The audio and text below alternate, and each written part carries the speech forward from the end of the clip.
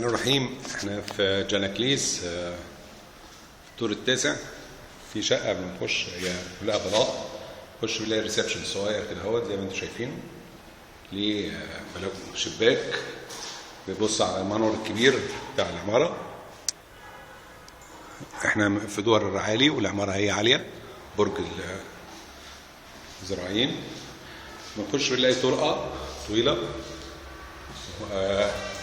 اول حاجه بنلاقي حمام بانيو، الشقه ما استخدمتش قبل كده خالص، في توصيلات للسخان من بره اهي.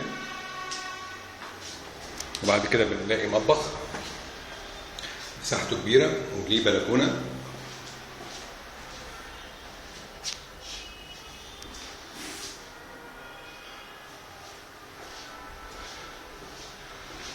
وبعد كده بنلاقي غرفتين.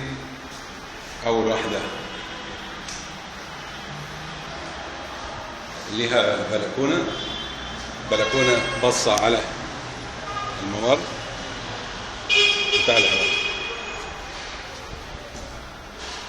شقة في جناكليس على شارع أبو قير بالظبط في برج الزراعيين.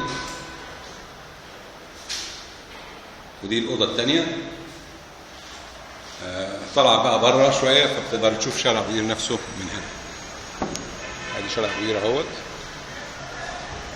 ده الايه الممر اللي تحت العماره حتى لسه فيه حاجات لسه تحت التشطيب، فالعماره لسه جديده والبرج نفسه كله جديد.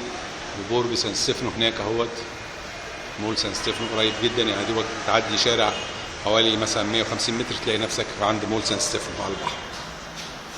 شقة معروضة للبيع وللإيجار لفترة طويلة. شكرا. عينك لإدارة الأملاك حسين أبو شهر.